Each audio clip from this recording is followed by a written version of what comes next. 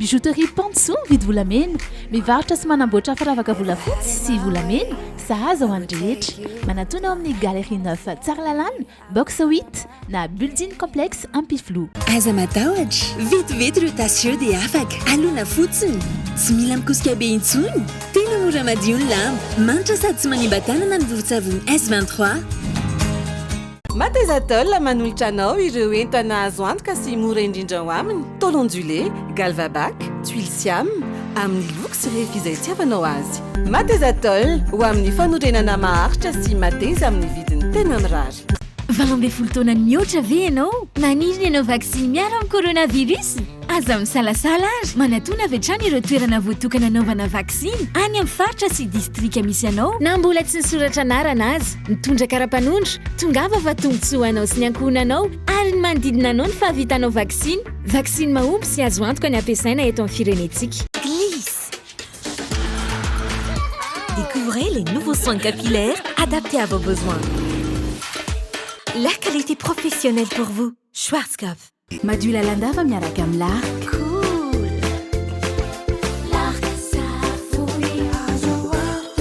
Lark manolotra ho anao ny logité. 5G Batelma, des actualités uniques, dynamiques et renversantes dans le JT.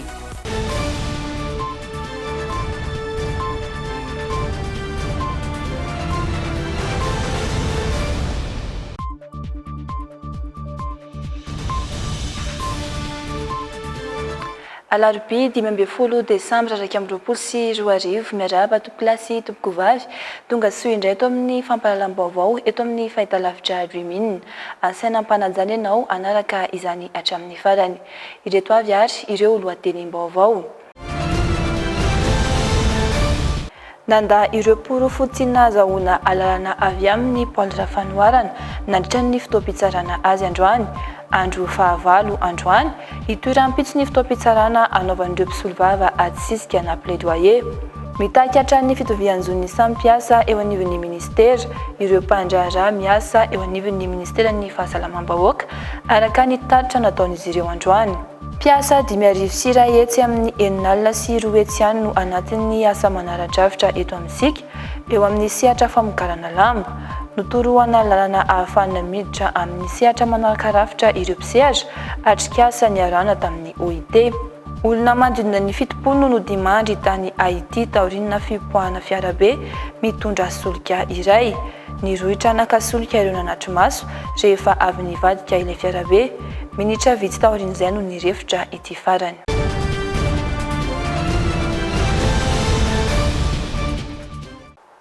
Nitoy androany raharam-pitsarana ny Apollo 21 niatrika ny fampanoavana ny tapakandro marina teo i Paul Rafanoarana. Nisy tamin'ireo porofo nasiona tsy nekeny, tsy voarakitra tao anatin'ny fitanana antsoratra. Nitaky ny fampanoavana ambony kosa no nanohizana ny raharam-pitsarana ny tapakandro arivo. Tara avokoa ny fanombohan'ireo fotoana roa ireo ny andinindin'izay. Andro fahavalo amin'ny fotoam-pitsarana ny rara Apollo 21 androany, niatrika ny fitsarana i Paul Rafanoarana ny tapakandro maraina. Naroso azy ireo porofo hiampangany ny fampanaovana ambony azy. Tsy ara-dalàna araka ny nambarany nisavana ny tranony. Nisy tamin'ireo entana natao sezina no giazana no tsy hitapoipoka ankehitriny toy ny findainy. Misy ireo porofo tsy voarakitra tao anatin'ny fitanana antsoratra ity PV ity izay misy isoniany. No tanana-ponja nefa izy tamin'ny fotoana nanaovana isony io raha ny daty nojerena. Nolaviny ny porofo satria nalaina tsy ny fanarahana ny solosaina. Tsy nisy raha teo ny mandat de perquisition nidirana tao an-tranony. Nirosoana kosa ny taky ny fampanaovana ambony tamin'ny tapakandro arivo. Nambaran'izy ireo tamin'izany fa azo natao tsara ny nanao ny fotoam-pitsarana ny varavarana tsy nisokatra ho an'ny rehetra saingy tsy izay no zava-nisy.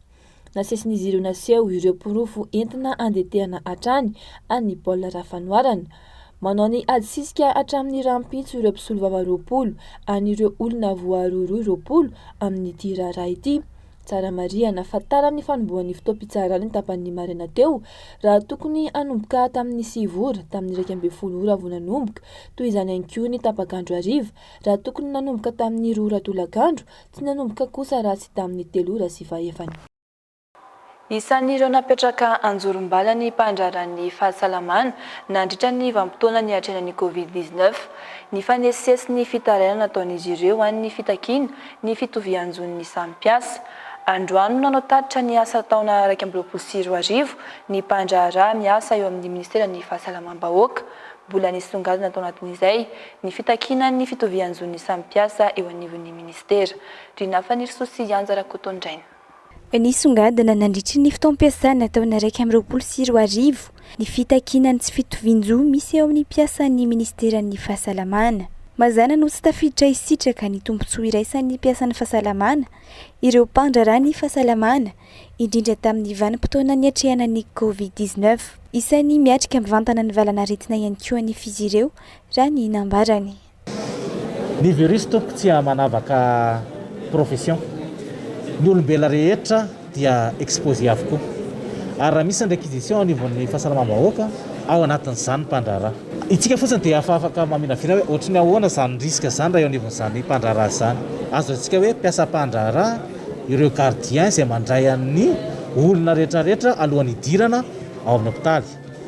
Ireo secrétaire izay mandray mombamomban'ireo marary ireo exposé amina risque koa izy. Ireo brancardier izay mibata anao mamindranao amin'ny toerana izay tokony hanametrahana anao. Ireo mpanadio trano tsirairay avy izay tena miasa andro manalina mba hidesinfectena mba ahafahantsika misitraka fahasalamana. Ireo mpiasan'ny morgue, ireo ambulancier, ireo mpiasa amin'ny laboratoire. Eny maro, tena maro ireo mpiasa mpandraharaha izay adino indraindray ny fisina. Fitakiana zo izay tsy tokony hisy akory eo amin'ny sehatry ny asa mazana no iainan'ny mpiasan'ny mpandraharaha fahasalamana tamin'ity taona ity. Mpiasa izay sokajiana ho kely karama indrindra raha samy mpiasan'ny fahasalamana kanefa miantsotroka asa mafy izy ireo raha ny nambarany. Mbola nivoatra androany ny fanamafisana ny fitakianan'ny zo fenon'izy ireny. Ka eto izahay syndicat dia mampatsiahy hoe rariny loatra raha misy olona mitondra ny feon'izy ireo. Ka ny feon'izy ireo no tiana hampitana amin'ny tsirairay avy hoe aleo re tompoko raha azo atao mba hitovy ny fitondrana ny mpiasa rehetra misana eo anivon'ny fahasalamana indrindra ao anatin'izao ady makadiry izay hiainantsika amin'ny coronavirus izao. Fa raha misy ny confinement ka mipetraka amin'ny toerana tokony hipetrahany avokoa ny olona rehetra, ireo mpiasa mpandraharaha ireo dia mandeha raha tsisy ny bus mandeha tongotra mamonjy ny toeram-piasany manamafy manao renfort an'izay ady amin'ny coronavirus. Ifarana ny taona araka ny hita nefa miverina mahazovahany indray ny COVID-19 notsindrin'ny mpandraharaha ny fahasalamana ny fijerena manokana ny zo ny mpandraharaha ny fahasalamana amin'ny fiatrehana ny valana aretina amin'izay mety ho fivoarana eo indray. Any ivelany na tratra 3:09 alina mahery ireo olona voamarina fa voan'ny coronavirus tao anatin'ny iray andro monja tao Frantsa omaly. Tarehy marika isan'ny ambony indrindra hatramin'ny nahatongavany andian'ny fahadimy amin'ity valana aretina ity any antoerana. Manamafy ny fepetra malona izany ny ministry ny fahasalamana frantsay ka tinapaka tamin'izany tsy fahafahan'ireo olona mihoatra ny 12 taona mivezivezy raha toa ka tsy nahavita ny dozy faharoa amin'ny vaksiny miady amin'ny COVID-19. Manenjana ireo fepetra sy ny fiarovana ny mponina ao amin'ny Frantsa ankehitriny. Nanomboka androany alarobia dia tsy manan-kery intsony ny passe sanitaire ho an'ireo Frantsay mihoatra ny 12 taona ka tsy nahavita ny daozy fandroany amin'ny vaksiny miady amin'ny coronavirus. Araky ny tatitra nataon'ny gouvernementa frantsay dia manodidina ny 4 tsy eo ireo olona voakasika izany. No mafisin'ny ministry ny fahasalamana frantsay nandritry ny fiaonany tamin'ireo solombavambahoaka ihany koa ny amitana faran'izay aingana ny hetsika fanaovam-vaksiny. Tiako ny milaza aminareo izy fa tsy maintsy tratra mialohan'ny fetin'ny noely avy izao ny fanatanterahana ny daozy faharoa izay mahatratra 20 tapitrisa mahafahantsika manamafy ny ady atao amin'ny ity valana aretina ity. Mariana fa nisy ny fanadihadiana nataon'ireo manam-pahaizana ka nahafantarana fa ambony kokoa ny tahany hery fiarovana ho an'ireo nahavita ny daozy fandroany amin'ilay vaksiny ary everina fa maharo mandritra ny fotoana maharitra raha toka mavita ny dosy fanotelony ny olona iray. Nahatratra 3 sy 9 alina mahery moa ireo olona voamarina fa voan'ny coronavirus tao anatiny iray andro monja tao Frantsa omaly. Tarehimarika izay isany ambony indrindra hatramin'ny nahatongavany ity andiany fahadimy amin'ny ity valana retiny ity any antoerany. De personnes immunodéprimées. Any ivelany hatrany mahery ny 70 ireo maty vokatry ny fipoahana fiarabe mpitondra solika iray tao Cap Haïtien firenendehibe faharoa ao Haïti. Nivadika ity fiarabe ity rehefa niezaka niala moto ilay mpamily tsy nirefitra teo eo nefa io fiarabe io. Nirohitra akasolika teo amin'ilay fiarabe ny akamaroan'ny olona dia nisy aza ny fampitandreman'ilay mpamily antony nahatonga ny loza. Mijaly ara-toekarena sy ara-pilamina ny Haïti amin'izao fotoana fanarotana azahoana solika no antony niazakazahan'ireo olona ireo.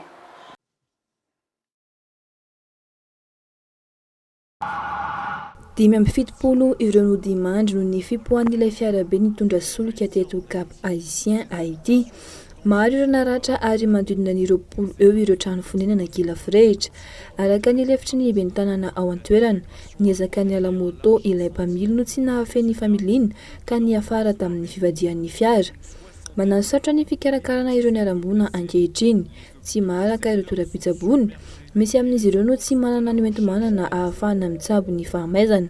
Aritra kosa ny hamantarana ireo olona maty noho ny fahamaizan'ny vatany be loatra hoy ireo tompon'andraikitra. Niazakazaka nitondra barika kely ireo mponina manodidina ny fiara aka ireo solika very na dia efa nisy aza ny fandraran'ny mpamily tsy hanao izany satria mampidi-doza. Miala krizy ara-toekarena lehibe Haïti amin'izao fotoana antony nanarotan'ireo manodidina aka solika efa zarara misy ao amin'ity firenena ity. Nanapa-kevitra kosa ny Prime Ministre Ariel Henry fa misy ny 3 andro fisaonana ho fahatsiarovana ireo nodimandry ireo. J'ai dit qui endeuille la nation haïtienne tout entière. Anisan'ny sehatra maro piasa indrindra ny sehatry ny famokarana lamba eto Madagasikara araka ny tatitra avy amin'ny ministeran'ny asa sy ny fampananana asa ary ny lalàna sosialy miisa 9 alina sy 10 hetsy ireo piasa misehatra amin'izany eto amintsika. Azo lazaina ho maro be nefa mbola ny 5 alina sy 1 hetsy amin'izy ireo ihany no ao anatin'ny asa manara-drafitra tafiditra ao anatin'ny fampiroboroboana ny asa mendrika indrindra ny fametrahana ny sehatra asa rehetra anara-drafitra.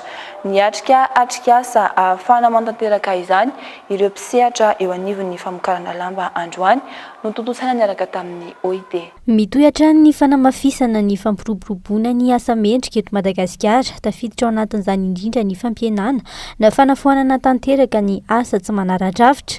Tsy afahan'ireo mpiasa misitraka ny izo tokony ananany amin'ny fanatanterahana ny asany. Araka ny tatitra avy amin'ny ministeran'ny asa sy ny fampananana asa ary ny lalàna sosialy, mihoatra ny 90 isanjato ny asa eto Madagasikara dia tsy manara-drafitra avokoa, indrindra ny sehatry ny famokarana lamba. Be tokoa izany satria fantatritsika tsara ny avesatry ny asa ao anatin'izay sehatra tsy manara-drafitra izay no ataontsika hoe ao amin'ny secteur informel satria mihoatra ny 90 isanjato ny asa misy eto amin'ny firenena dia ao anatin'izay sehatra tsy manara-drafitra izay.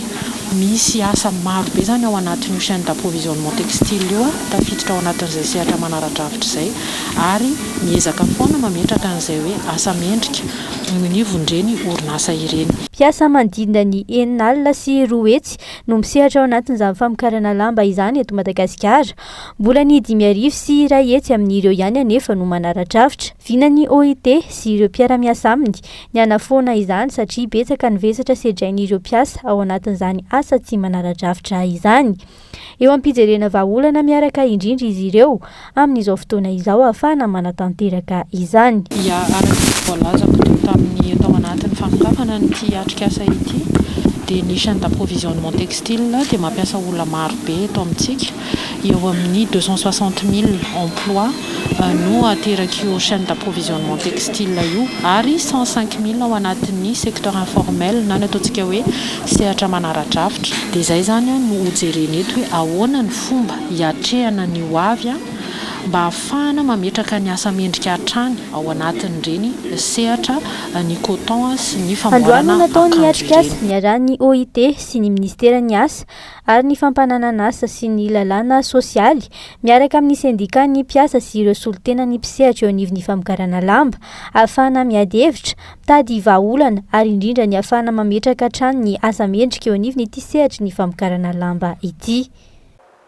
Misy vola tokony hiditra amin'ny kitapo-mbolam-panjakana very eo amin'ny sehatry ny Jony sy ny toe-karena manga hoy ny minisitra misahana izany. Tsy maintsy irosoana noho izany ny fanitsiana sy fanadiovana ity sehatra ity. Miara-miasa amin'ny samy fina ny ministeran'ny Jony sy ny toe-karena manga ao anatin'izany. Hifanakalo vaovao sy hiaraka hanao fanadihadiana mahakasika ireo tranga mety hisy izy ireo izay hiafara amin'ny raharaha famotsim-bola ny akamarony. Fanampanazavana. Sehatra iranjakan'ny kolokolo ny Jony sy ny manodidina azy tsy voafaritra kosa nefa ny antontanisa mifandraika amin'izany araka ny minisitra misahana ny Jony sy ny toe-karena manga ahitsy sy hodiovana ity sehatra ity ankehitriny ary mipetraka ny tolérance zéro. Tarehy marika tena mazava isika hatreto satria le tarehy marika resahana foana hatramin'izay zany a dia samy manana an'izay tarehy marika resahana. Ka za manokana zany a tsy mahasaha ny anonona n'ilay tarehy marika satria tsy mitovy ny tarehy marika mivoaka. Fa ny zavatra fantatra dia hoe misy zavatra very ny ato ministera izay vola tokony hiditra ao anatin'ny kitapo-mbolam-panjakana, vola tokony ho afaka higokan'izany ny malagasy 420 tapitrisa dia izany zany a mahatonga antsika manao an'izao fifanarahampiarah-miasa izao. Miara-miasa indray amin'ny samy finina na ny sampandraraha malagasy adina amin'ny famotsiam-bola sy ny famatsiam-bolan'ny fampiororona eto Madagasikara ny ministeran'ny Jony sy ny toe-karena manga. Iamafy ny ady amin'ny kolokolo izay mety hitatra ho famatsim-bola raha ny fanazavana. Fa ny ranomasin'i Madagasikara io azo lazaina hoe tsy tena voaro. Tsika mahita amin'ny vaovao isan-karazany sy amin'ny internet hoe misy ny fitrandana tsy ara-dalàna ao. Dia izay no andraikitray.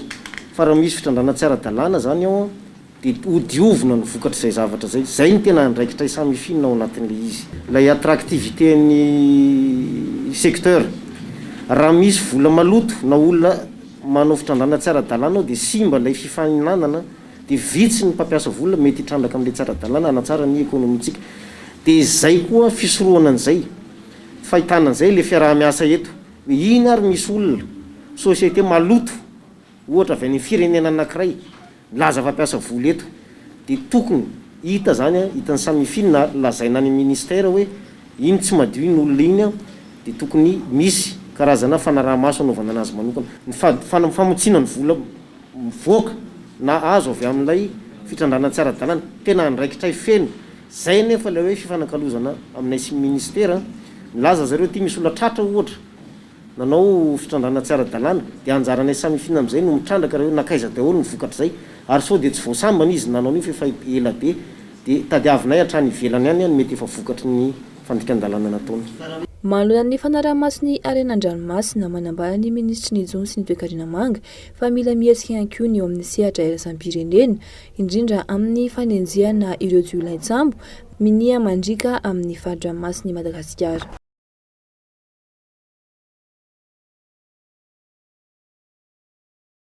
Mbola marobe ankoatrany tsy fananana traikefa eo amin'ny lafiny famokarana ronono ireo olana hafa mahatonga ireo tantsampy-ompy tsy afaka mamokatra izany ronono tsara kalitao afaka hifaninana eny anivon'ny tsena iraisam-pirenena izany. Eo raha toy ny fampianan'izy ireo izay tsy ahafahana manao izany ihany koa. Anisan'izany ny tsy fampian'ny tany amokarana vilona izay mamelona ireo omby mamokatra ronono ireo. Raha ny tokony ho izy araka ny fanazavana dia tany 1 hektara isaky ny omby miisa 2 no tena ampy ahazahoana vokatra tsara. Enarabasosy Dolphe Rakotniana. Vilona ambolena amin'ny tany 1 hektara izay raha ny fanazavana no idealy ahafahan'ny omby miisa 2 mamokatra ronono tena tsara kalitao. Tafiditra ao anatin'izany ihany koa ny fomba fikarakarana rehetra manodidina ny omby. Ankehitriny anefa mbola mila fanatsarana lehibe izany eto amintsika. ny tena olana voalohany dia ny resaka ara-tsakafo izany hoe ny vily satria ny akamaroan'ireo mpiompy dia mbola ny vily lazaina fotsiny zany no mendrareo any omby nefa ny raha ny famokarana ronono zany dia tokony mamokatra vily dia indrindraindrindra zany ny olana amin'ny resaka fananantany satria tsy ampy ny tany amokaran'ireo mpiompy vily zany. Ankoatra ny tsy fahampian'ny traikefa eo amin'ireo mpiompy amin'ny famokarana ronono araka izany olana hafa mbola mahatonga ity sehatra ity tsy ahitana fivoarana fireto Madagasikara ihany koa ny tsy fientim-manana sy ny tsy fananana tany ahafahana mamokatra izay vilona ara-dalàna ho an'ny omby izay. Hanika ny ankabeazan'ireo vokatra azo avy amin'ny ronono ampiasaintsika eto Madagasikara dia mbola afarana avy any ivelany avokoa. Azo lazaina fa mbola misedra olana maro ity lalam-piariana ronono ity satria mbola tsy ampy ny vokatra nefa dia malalaka ny tsena porofon'izay tsy mitsaha mitombo ny vokatra ronono izany hoe vovo-dronono afarantsika any ivelany nefa isika eto Madagasikara dia manana ny toetrandro sy ny toetany mety amin'izany famokarana ronono izany afaka mamaly tsara ny filan'ny malagasy. Izany indrindra no antom-pisiny tetika asa profile karakarain'ny MDB mandritra ny 4 taona ahafahana manampy ireo mpiompy amin'ny fampiroboroboana ny lalam-piariana ronono ho fanatsarana ny farim-piainan'ireo mpiompy madinika ary indrindra ny fanatsarana ny famokarana ronono sy ny vokatra azo avy aminy mba ho afaka hifaninana eo amin'ny tsena iraisam-pirenena ihany koa. No avoazina androany ny fitokonan'ny mpampianatra ao amin'ny Université ao Bangui hatramin'ny faran'ny taona izany raha toa ka tsy misy vahaolana ho raisin'ny fitondram-panjakana. Mizaka ny vokatra tsy teraky ny hetsika hatrany anefa ny mpianatra efa hatramin'ny nanomboany ity fitokonana ity. Fanampanazavana. À Bangui, le corps enseignant est en colère et l'université est toujours à l'arrêt. Mbola miato ny fampianarana ao amin'ny anjerimanontolo ao Bangui mandrak'androany.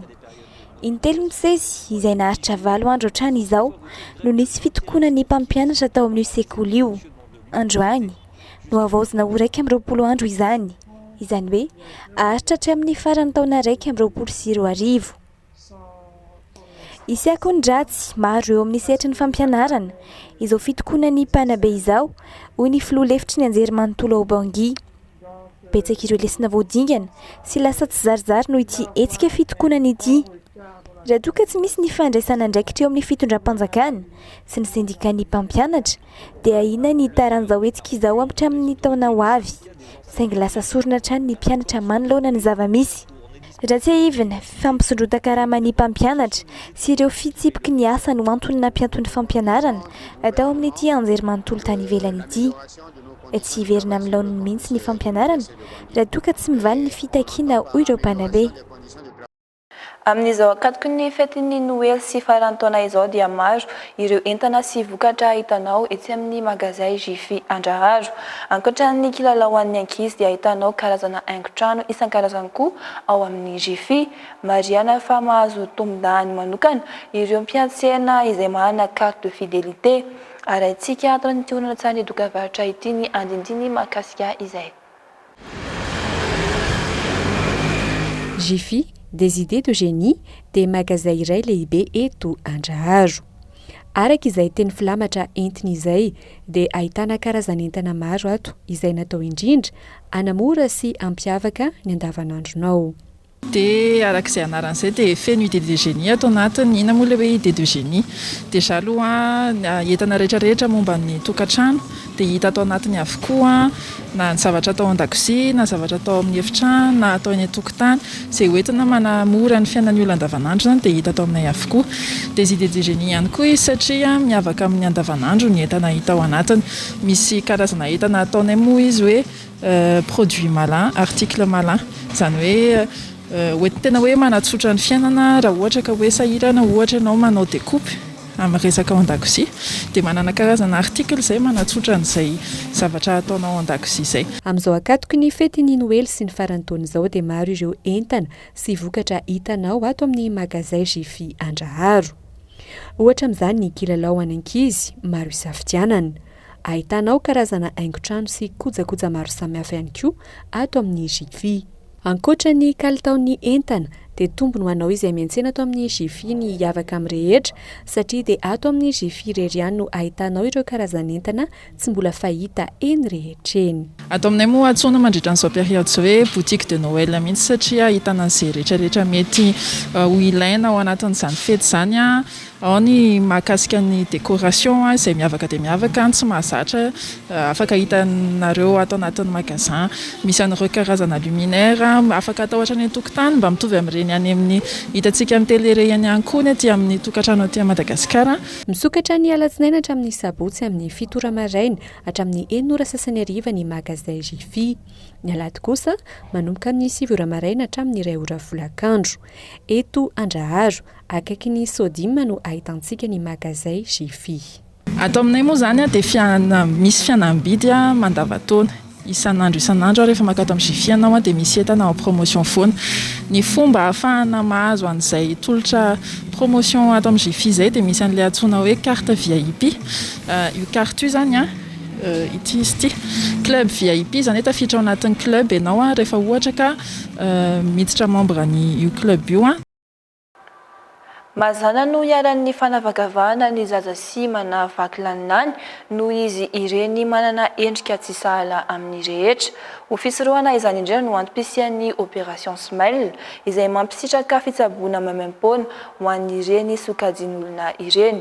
Natao an'ny rehetra tsy hankanavaka ny fanampiana omena azy ireo araka izao fanazavana manaraka izao. Mamositraka fitsaboana sy fandidiana maimaim-poana ireo olona sy masivaky lanilany no antom-pisian'ny opération Smile. Vondrona ny orina tao États-Unis izy ity, saingy ny taona 17 no tonga teto Madagasikara. Marobe ireo efa nisitraka ny fitsaboana omen'ny opération Smile, mbola metraka viana hotratrarina amin'ny taona ho avy ihany koa anefa izy ireo raha ny fanazavany. Operation Smile dia organisation iray basée any États-Unis eto Madagasikara izay nanomboka tamin'ny 2007 ary miompana manokana amin'ny fanomezana fandidiana maimaim-poana an'ireo zaza sima sy vaky lanilany eto Madagasikara. Tsy mifandidiana maimaim-poana ihany fa manome soin complet an'ny olona marary izahay. Hatreto aloha dia 3000 ireo zaza efa nisitraka ny fandidiana nanomboka tamin'ny 2007 ary mikasay amin'ny taona ho avy io ny andidy ny zaza mihoatra ny 500 eto Madagasikara. Manomboka enim-bolana ny zaza misy ny fahasembanana dia efa afaka misitraka ny fandidiana maimaim-poana hatramin'ny mahantitra anazy.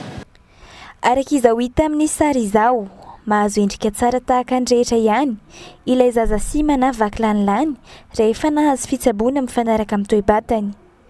Ny taona 2014 nisy ny mpiandraikitra manokana nandrakitra ny sary ho vakoka izay naneho ny sarin'ny zaza mialoha sy aorian'ny fandidiana. Saingy androany nisy sary miisa 5 nampiratiana manokana izay maneho ny fahavitan'ny fitsaboana somatsara. To 15 photo reto mitantara ny zavatra nataon'ny opération Smile zany nanomboka 2019 ny arana asa tamin'ny zareo dia nanomboka izany arana asa tamin'ny zareo zay mitantara ny zavatra nataony ny etapy andalovana zany ahafahan'ilay zaza mahazo fandidiana hatramin'ny consultation ka hatrany amin'ny opération sy ny après ny opération dia avy eo koa misy sary satria nandritra ny période ana Covid ireny tsy hoe nijanona ny fanampian'ny Smile fa ny ireo passion opération Smile Madagasikara zany dia nizaraina don ihany koa dia nandritra ny Covid ary zareo zany nandeha nitety faritra maromaro nizara fanampiana ho an'ireo mararin'ireo. Azo atao tsara ny manao fangatahana mivantana ao amin'ny page Facebook ny opération Smile in Madagasikara raha toa ka mahalinanao ny tantsoroka ara-pahasalamana ataon'izy ireo. Mariana fa tsy maintsy misoratra anarana kosa izay maniry ny sitraka ny fitsaboana. Ny atao maimaim-poana ho an'ny rehetra avokoa ny tolotry ny opération Smile rehetra. Mba ampifalifaliana ny ankizy amin'izao akatoky ny asalamanitra izao no toloran'ny orinasa Sartany fanomezana avokoa ireo mpianatry ny EPPS ho an'ny rana faharoa manodidina ny 7,700 eo izy ireo no nomena sakafo mafana tsirairay sy kilalao avokoa. Tsy hijanona hatreo ny fanomezana tahaka izao ataon'ity orinasa Sartany ity amin'ireo mpianatra milaza ny mbola anoho izany any amin'ireo sekoly hafa sy akany fitazana ihany koa izy ireo araka ny fanazavana. Tsy diso anjara ireto ankizy mpianatra eto amin'ny EPP Sonerana faharoa ireto amin'izao akatoky ny fankalazana ny fetin'ny Noely izao. Sakafo mafana miampy kilalao ho an'ny mpianatra tsirairay mandidina ny 770 eo no natolotry ny orinasa Saritany ho azy ireo ahafahana manamarika izany fetin'ny asaramanitra izany. Ny hetsika toy izao zany dia fafanaon'ny orinasa Saritany isataona. Tamin'ity taona ity zahay dia nanitatra andreo olona na orinasa na fikambanana na sekoly izaka an'izao hetsika taona izao dia nisafidianay ny EPP Sonerana 2 eto akaikinay eto. Ny rarinay moa zany dia hitondra fifaliana sy ho an'ireto ankizy reto ny hetsika taona izao.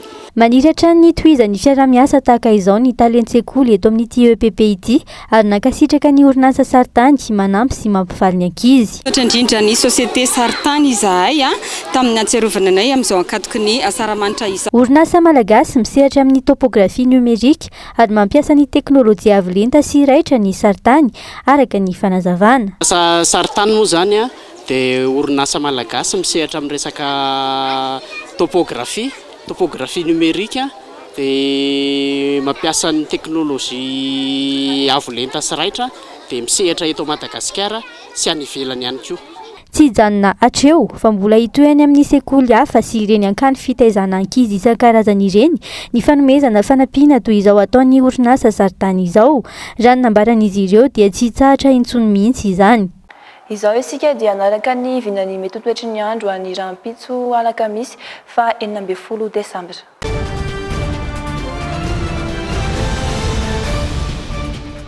Ifandimby ny rahona sy ny masoandro any faritra Diana sy ny faritra Sava 4 degré Celsius ny maripana ambony indrindra 20 degré Celsius kosa ny maripana ambany indrindra. Anorana any amin'ny faritra Sofia sy ny faritra Betsiboka raha ifandimby ny rahona sy ny masoandro ho an'ny faritra Boeny sy ny faritra Melaky 30 degré Celsius ny maripana ambony indrindra 20 degré Celsius kosa ny maripana ambany indrindra. Ho an'ny faritra Alaotra Mangoro, Analanjirofo sy ny faritra Atsinanana ifandimby ny rahona sy ny masoandro 20 degré Celsius ka hatramin'ny 30 degré Celsius ny maripana voavinavina.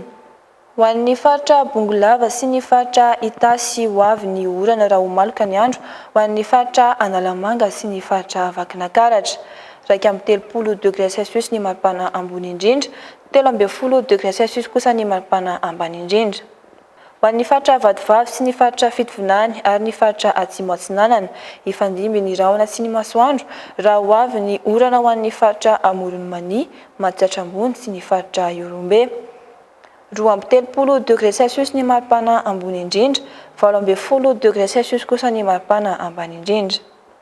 Ary farany ho an'ny faritra Menabe, Atsimo Andrefana sy ny faritra Anosy ifandimby ny rahona sy ny masoandro raha ho avy ny orana ho an'ny faritra Androy 30 degré Celsius ny maripana ambony indrindra 40 degré Celsius ny maripana ambany indrindra. Dia izay ihany koa tompoko lasy tompoko vavy no masaka azona totra tamin'ity alina ity isaorana ianao nanaraka ny fampahalalam-baovao hatramin'ny farany fialoma tompoko.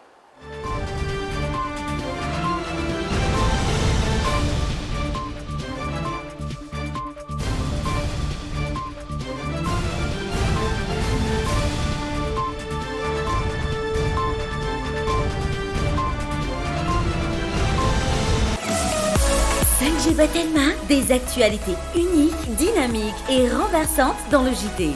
Glisse. Découvrez les nouveaux soins capillaires adaptés à vos besoins. La qualité professionnelle pour vous. Schwarzkopf. Bijouterie Pantsoa mividy volamena, mivarotra sy manamboatra firavaka volafotsy sy volamena, sahaza ho an'ny rehetra. Manatona ao amin'ny Galerie 9 Tsaralalàna, box 8 na building complexe Ampiflo. Matezatol manolotra anao ireo entana azo antoka sy mora indrindra ho aminy. Tôle ondulé, galvabac, tuile siam, amin'ny loko sy refy izay tiavanao azy.